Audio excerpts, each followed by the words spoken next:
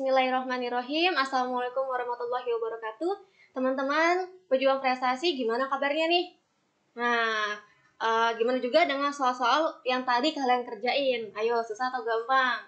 Oke, jadi kali ini kita akan bahas tentang pembahasan soal TKA Sosum sejarah bareng kakak Kanida.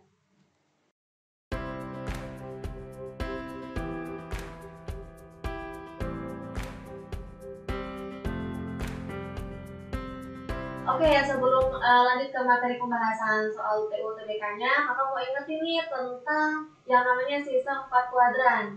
Nah, udah pernah denger belum? Atau udah pada hafal nih tentang sistem 4 kuadran? Ayo, jadi anak itu punya yang namanya sistem 4 kuadran ya, punya sistem yang bagus banget nih. Nah, tentang sistem 4 kuadran itu isinya tentang materi gitu ya, tingkat materi susah atau tidak, dan sering keluar atau enggak nih di soal UTBK. Gitu. Jadi ada 4 ya, sistem 4 kuadran. Kalau misalkan kuadran yang pertama itu tentang soal-soal yang sering banget muncul ya di soal di soal UTBK dan mudah, bisa dikatakan mudah. Nah, sedangkan yang kuadran yang kedua adalah soal yang sering keluar juga tapi bisa dikatakan sulit.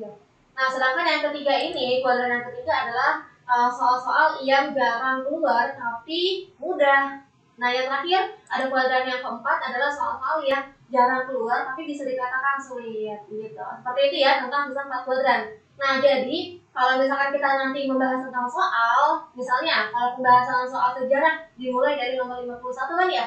Nah, nanti di nomor 51 itu tentang materi-materi atau soal yang masuk ke dalam sistem kuadran yang kedua gitu. Penasaran nggak? Ayo, jadi kita langsung aja ya tentang pembahasan materi TKA Sosum sejarah dimulai dari nomor 51.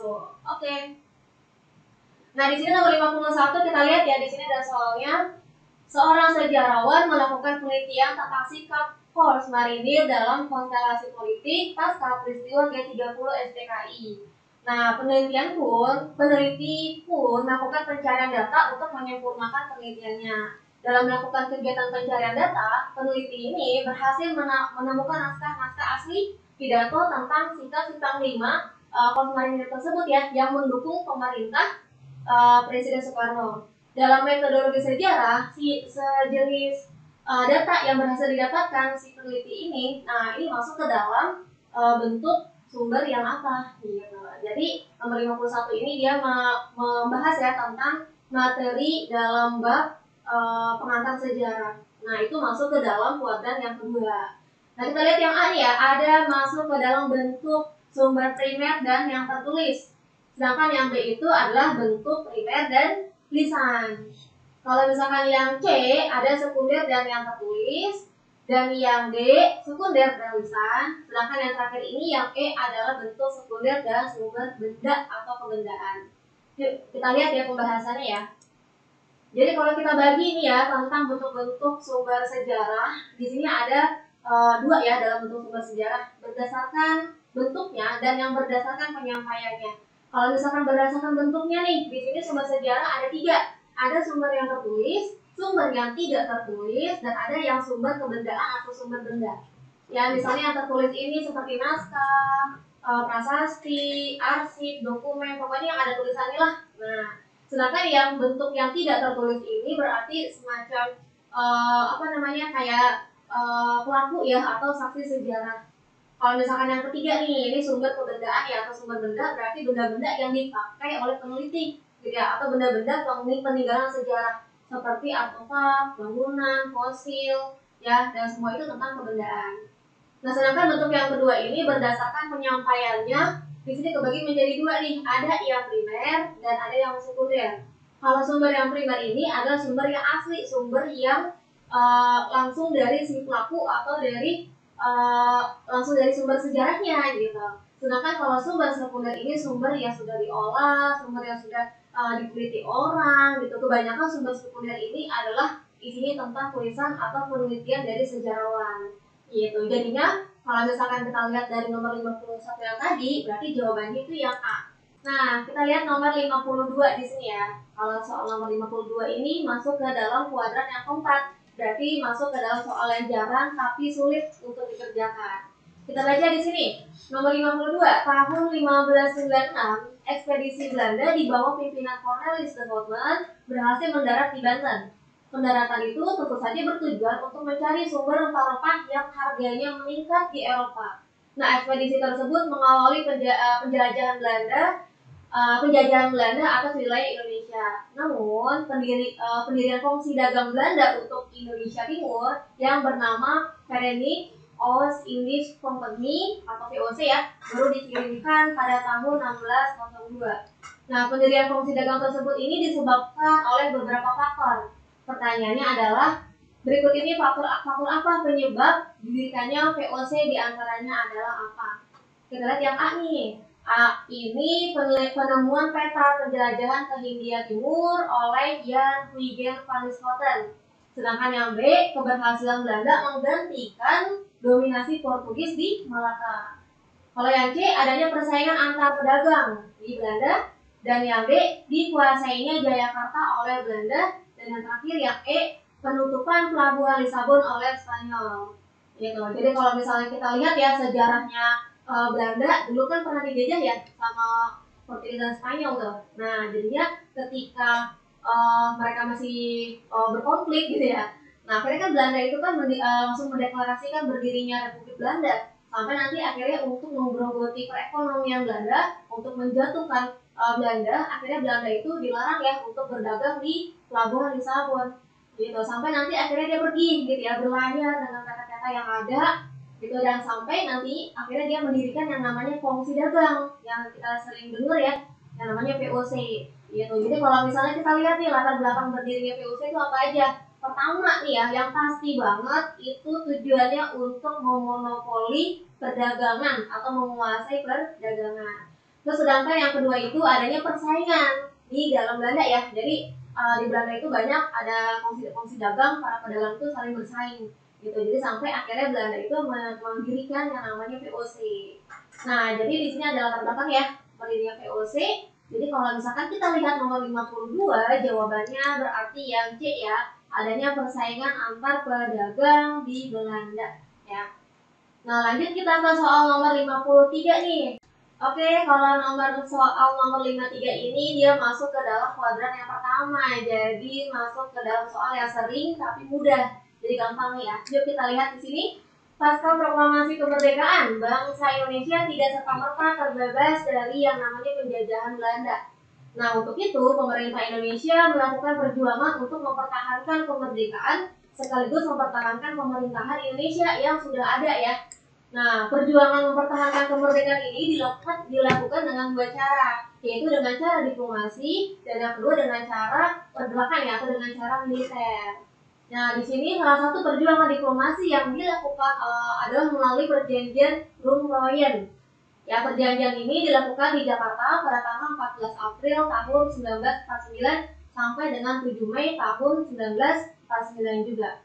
Ya, di sini ada perwakilannya nih. Kalau misalkan dari Indonesia ada Muhammad Roem, sedangkan dari Belanda ada Van Rooyen. Makanya namanya perjanjian Roem-Royen. Nah, pertanyaannya di sini, pelaksanaan pertemuan tersebut terkait dengan beberapa peristiwa yang melatar belakanginya. Nah, berikut ini peristiwa apa nih yang dimaksud? Kalau yang A, keberhasilan TNI dalam melakukan serangan umum 1 Maret. Kalau yang B, dikembalikannya mandat pemerintahan PDRI atau Pemerintahan Darurat Republik Indonesia kepada Soekarno-Hatta. Nah, sedangkan yang C, tindakan Belanda melakukan agresi militer yang pertama. Nah, sedangkan yang D ini pecahnya pertempuran Puputan Magarana di Bali. Kalau yang E, diadakannya konferensi inter-Indonesia. Gitu. Kita lihat ya, latar belakang perjanjian Roem-Royen itu kan terjadi ketika Belanda melakukan agresi militer yang kedua ya, bukan yang pertama.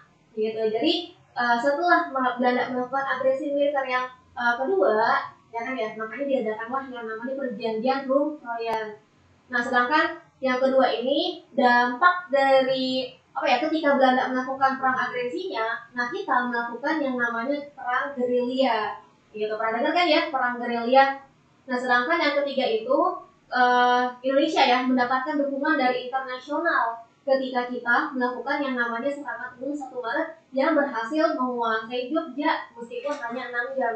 Jadi dulu itu dalam agresi militer yang kedua itu kan Belanda itu menguasai Jogja gitu ya, menangkap Soekarno dan Hatta gitu, bahkan mengincar tentara kita ya, sampai nanti akhirnya tentara kita melakukan gerilya ya.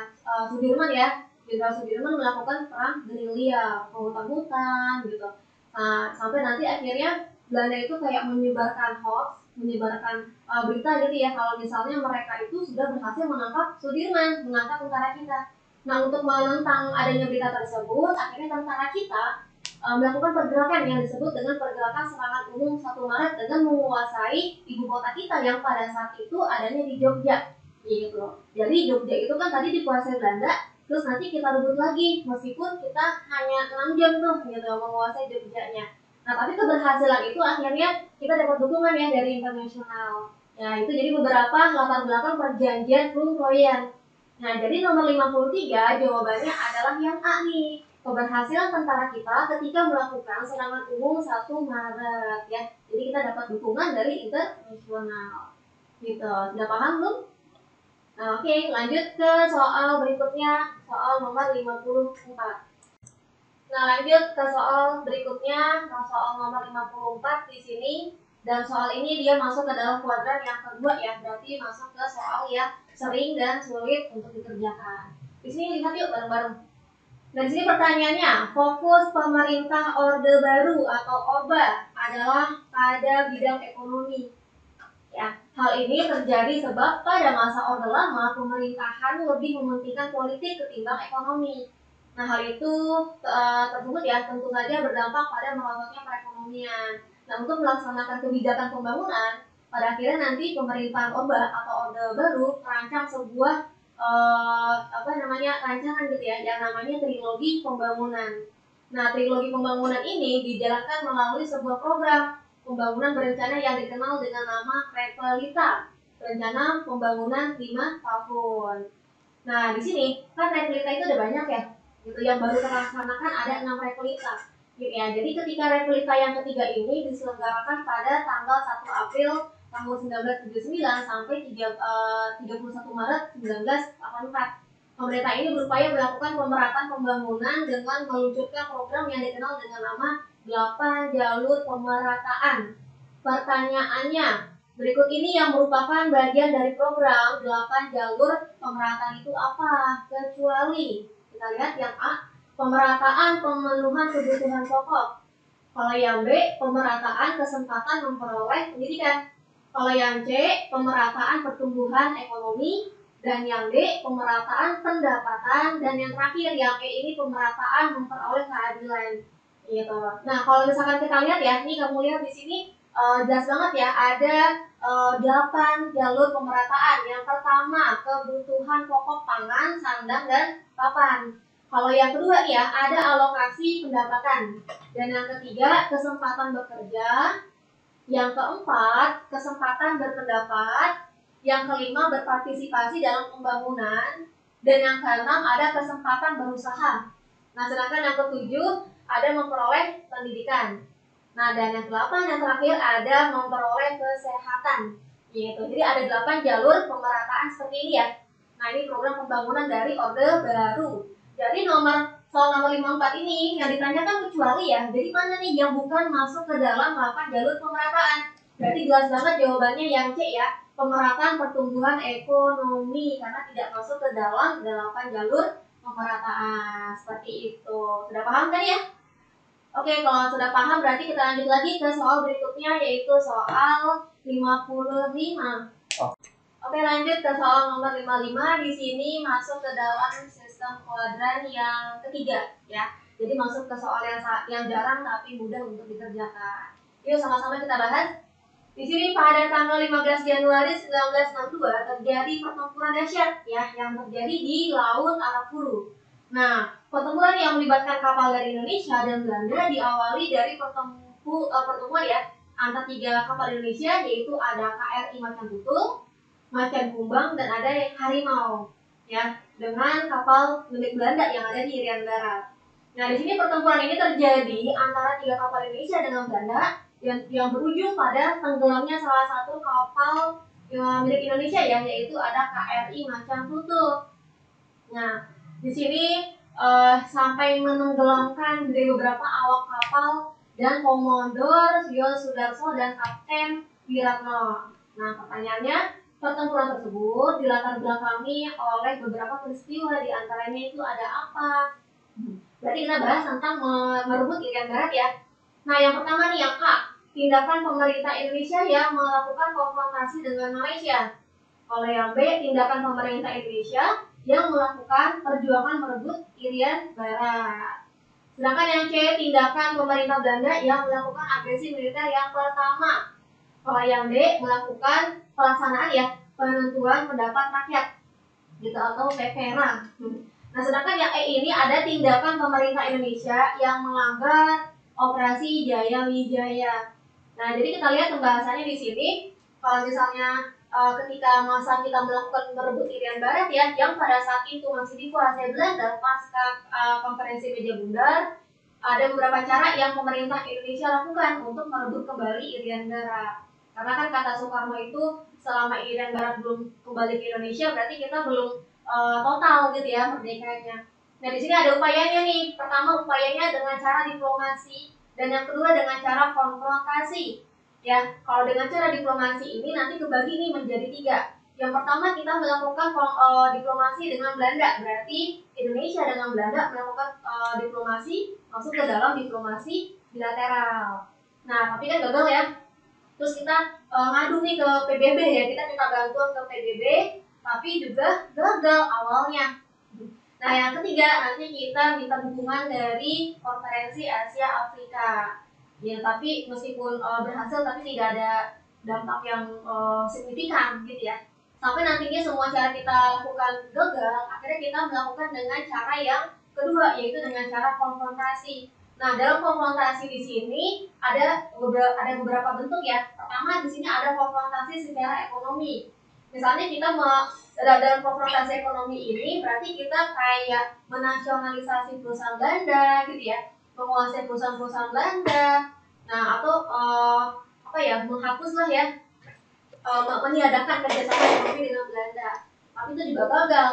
Nah, akhirnya kita melakukan cara yang kedua, yaitu cara konfrontasi secara politik. Jadi kita kayak putus hubungan gitu ya, kita menutup diri masa politik, hubungan politik dengan Belanda, sampai tetap ya hasilnya sama, Belanda tidak mau mengembalikan Irian Barat. Nah, yang terakhir kita melakukan konfrontasi secara militer. Jadi kita kayak mengirim gitu ya pasukan-pasukan gitu kan, melakukan operasi-operasi ke Irian Barat guna untuk merebut Irian Barat. Salah satunya ketika ada pertempuran di Aru atau Laut Arafura. Jadi nomor 55 ini pertempuran di Laut Arafura yang menenggelamkan kapal gitu ya, dan sampai gugurnya Komodor Sudarso adalah karena ingin merebut Irian Barat.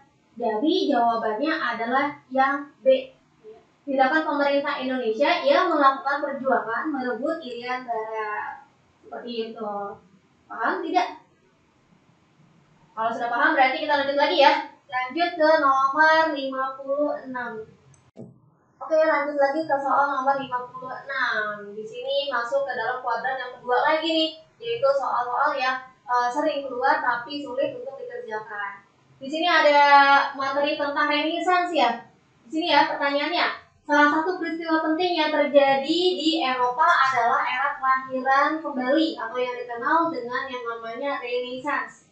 Nah, Renaissance yang secara esensi adalah upaya menghidupkan kembali kebudayaan Eropa klasik ya, atau Eropa kuno, yang peradaban Eropa itu ya. Setelah keruntuhan kekaisaran Romawi Barat dimulai di kota Firenze atau di Italia. Nah, sedangkan Renaissance ini awalnya digerakkan oleh para seniman yang menginginkan kebebasan untuk menuangkan ekspresinya dalam sebuah karya seni. Ya, kemudian gerakan itu berkembang menjadi sebuah gerakan dalam cakupan yang lebih luas. Nah, munculnya Renaissance di Eropa ini tentu saja memberi dampak. Nah, pertanyaannya itu adalah dampaknya apa? Gitu. Di sini kita lihat yang A ya. A ini berdirinya The Holy Roman Empire. Sedangkan yang B berkembangnya pandangan sekuler. Kalau yang C dimulainya masa Dark Age atau masa kegelapan. Kalau yang D adanya pandangan kehidupan setelah kematian.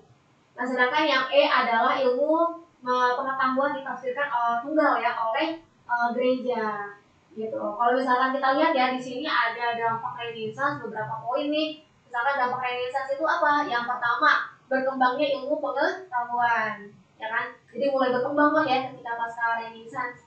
Terus yang kedua ini ditinggalkannya ya, mulai ditinggalkannya pandangan-pandangan tentang teosentris atau tentang bersifat ketuhanan ya, yang nanti orientasinya di dalam gereja.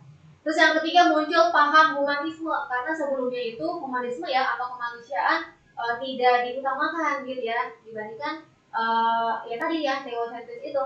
Gitu. Terus yang keempat di sini muncul masa yang namanya Aufklärung atau masa pencerahan, dan yang terakhir mulai berkurangnya pengaruh gereja.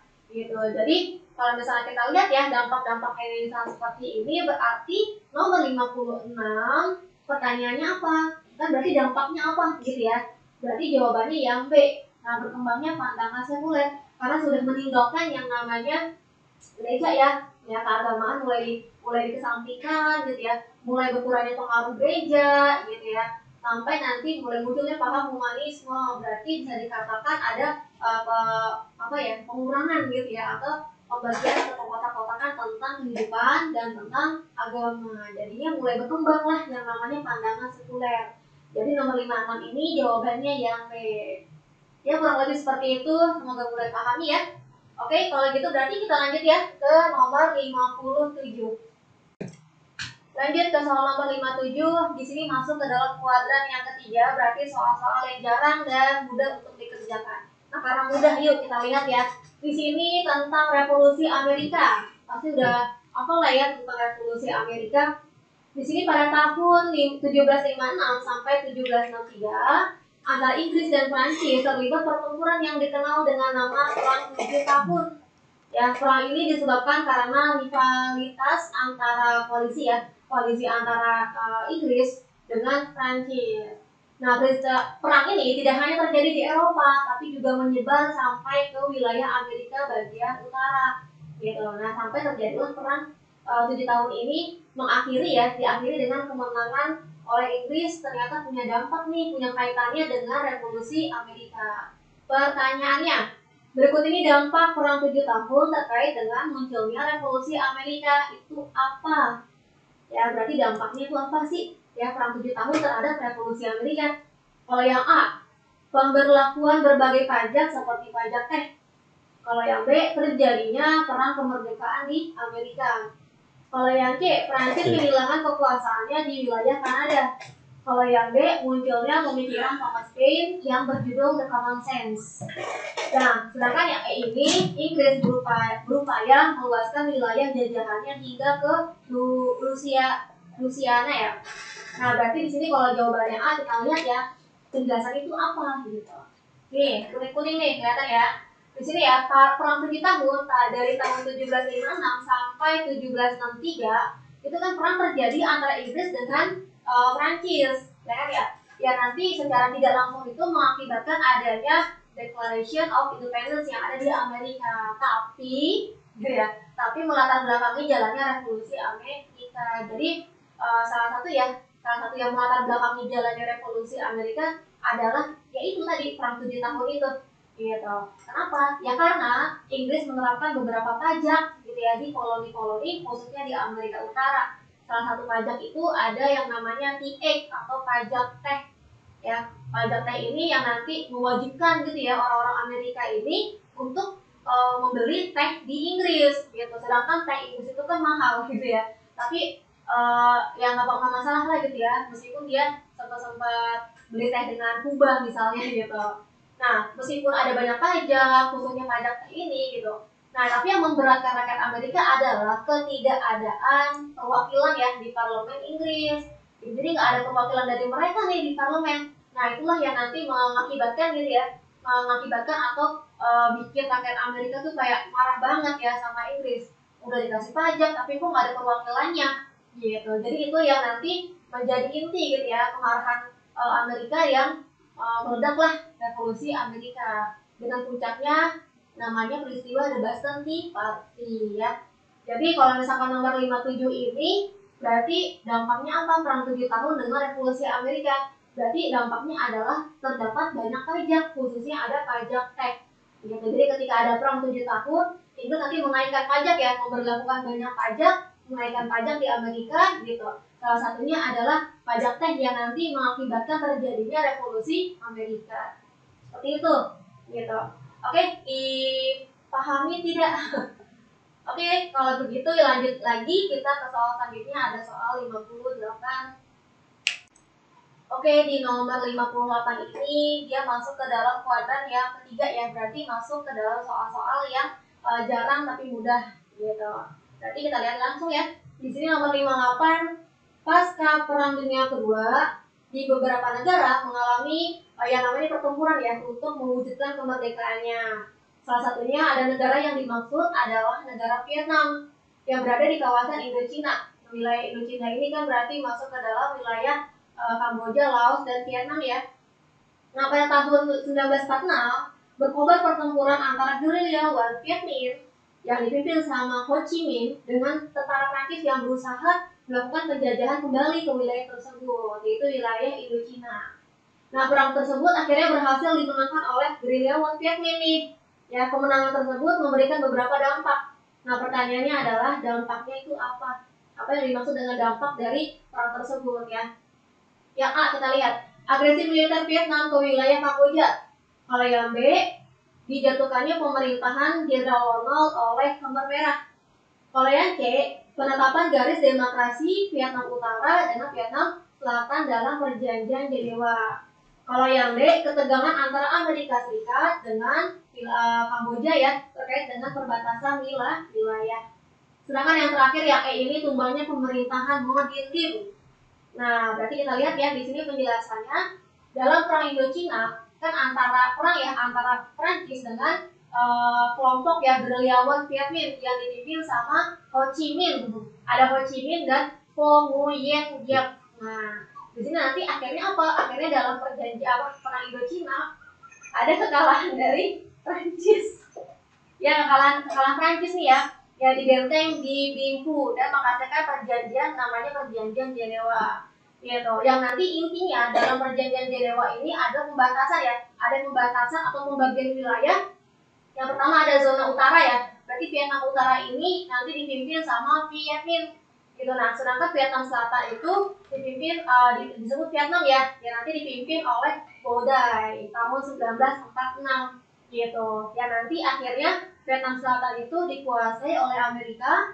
Ya nanti terbentuklah kelompok-kelompok yang disebut dengan Viet Cong yang menentang Amerika ya dan justru mendukung Vietnam Utara atau Vietnam gitu. Jadi Viet Cong ini adalah orang Vietnam Selatan yang nanti mendukung Vietnam melawan Amerika. Jadi kalau misalnya hanya terkotak dalam peristiwa perjanjian Jenewa berarti tentang pembagian zona wilayah antara Vietnam Selatan dengan Vietnam Utara. Jadi nomor 58 di sini kan tentang dampak kemenangan ya, berarti ada perjanjian Jenewa. Yang intinya ada pembagian zona. Berarti jawabannya yang C nih, penetapan garis demarkasi antara Vietnam Utara dengan Vietnam Selatan melalui perjanjian Jenewa. Gitu. Kurang lebih seperti itu nih ya. Udah dipahami tidak? Kalau sudah dipahami berarti lanjut lagi ke soal nomor 59. Oke, lanjut lagi ke soal nomor 59. Di sini kita ngomongin tentang peristiwa di Timur Tengah ya, khususnya antara negara Arab dengan Israel. Nah, di sini ada unik nih ya bagi yang masih belum hafal atau masih yang belum tahu. Jadi kalau misalkan soal seperti ini, di sini kan ada yang namanya pernyataan atas dan ada pernyataan bawah. Nah, cara kerjanya gimana? Cara kerjanya berarti kalau misalnya yang A ya, jawaban A itu adalah ketika pernyataan atas benar, pernyataan bawahnya juga benar dan ada sebab akibatnya di antara keduanya, berarti jawabannya A. Sedangkan kalau misalkan yang B, jawaban B ini adalah ketika pernyataan atas benar dan pernyataan bawah benar, tapi tidak ada korelasinya, tidak ada sebab akibatnya, berarti jawabannya yang B. Kalau yang C berarti pernyataan atasnya benar, tapi pernyataan bawahnya salah. Nah, itu baru jawabannya C. Kalau yang D kebalikannya, berarti kalau yang D jawabannya adalah ketika kalimat atasnya salah dan pernyataan bawahnya benar. Itu baru jawabannya D. Kalau terakhir yang E, kalau terakhir E ini berarti semuanya salah. Artinya pernyataan atasnya salah, pernyataan bawahnya pun juga salah. Nah, itu baru yang E. seperti itu ya.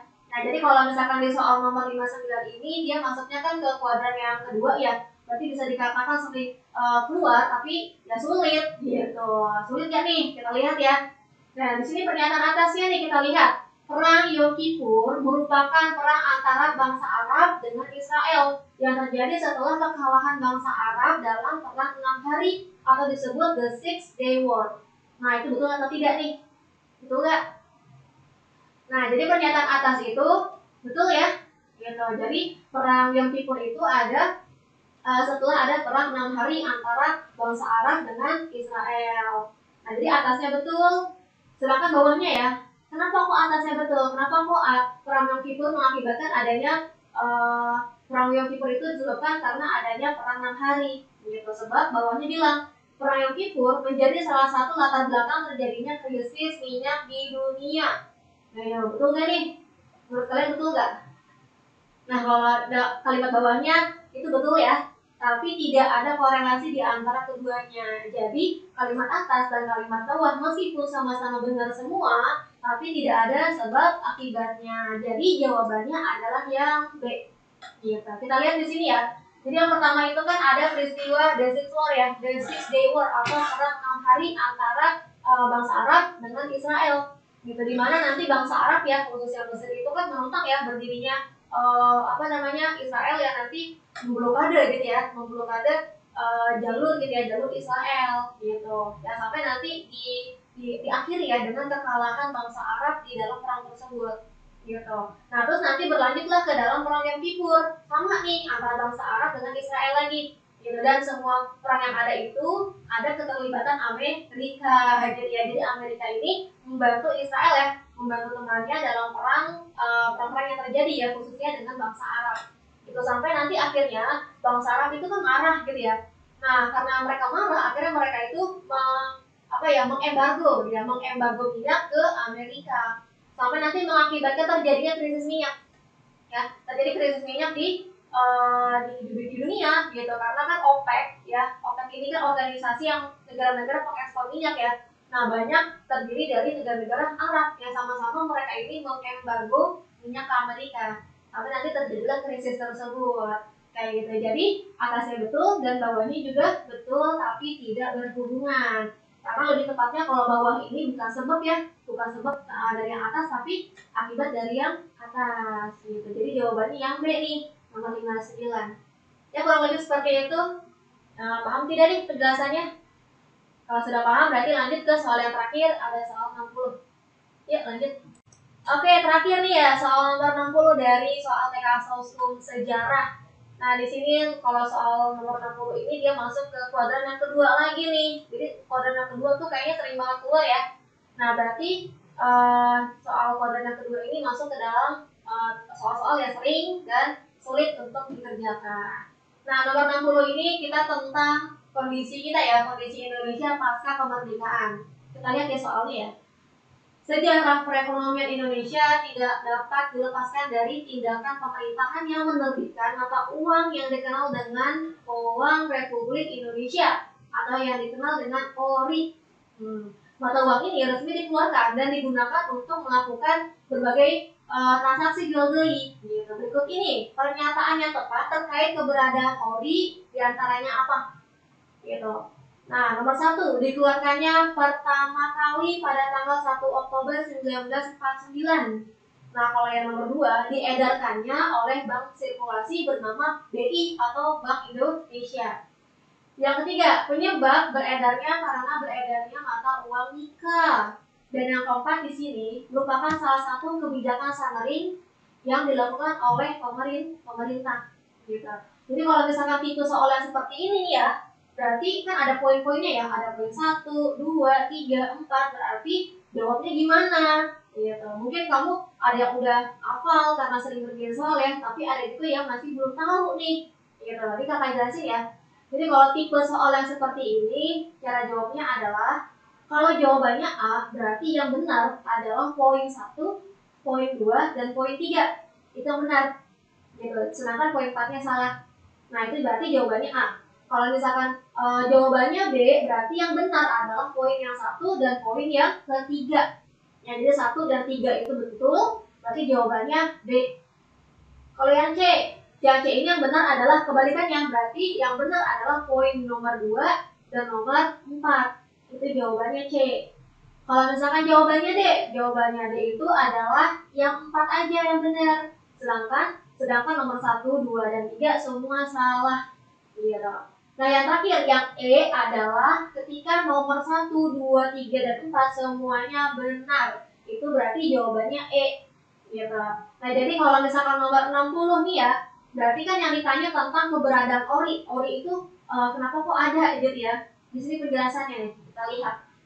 Jadi kalau kita lihat ya, salah satu masalah ekonomi kita pasca kemerdekaan adalah terjadilah yang namanya hiperinflasi gitu. Hiperinflasi ini terjadi ketika ada mata uang nikah yang mulai beredar gitu. Jadi dulu itu banyak mata uang ya di Indonesia ya. Misalnya ada mata uang Jepang, ada mata uang Bijang Pastek, atau mata uang Hindia Belanda gitu. Tapi ketika nanti Belanda datang dan dia menerapkan mata uang nikah, makin banyak kan mata uang di Indonesia. Nah, jadilah terjadi yang namanya hiperinflasi kayak gitu. Nah, tapi upaya kita apa nih untuk menangani hal tersebut? Jadi Indonesia itu punya upaya penyelesaiannya, yaitu dengan mengeluarkan atau mengedarkan yang namanya ORI atau Uang Republik Indonesia tanggal 1 Oktober 1946 yang nanti diedarkan oleh BRI ya, atau Bank Rakyat Indonesia, dan diedarkan oleh BNI, Bank Negara Indonesia, bukan BI gitu ya, karena BI belum dinasionalisasikan gitu ya, belum ada. Jadi nomor 60 jawabannya adalah yang B. Yang benar adalah nomor 1 dan nomor 3 yang dikeluarkan pada tanggal 1 Oktober 46 ya, karena ada beredarnya mata uang nikah. Jadi ORI ini diedarkan karena ada ancaman gitu ya, beredarnya mata uang nikah. Itu nomor 2 salah. Kenapa? Karena nomor 2 ini bukan BI, bukan Bank Indonesia yang mengedarkan mata uang ORI gitu, tapi BRI dan BNI. Jadi nomor 2 salah. Sedangkan nomor 4 itu juga salah ya, bukan kebijakan Saneri kayak gitu. Jadi nomor 1 dan nomor 3 benar, jawabannya yang B. Gitu. Kurang lebih seperti itu. Semoga mudah dipahami ya. Oke, sekian pembahasan materi TK Soskum Sejarah dari kakak. Semoga mudah dipahami.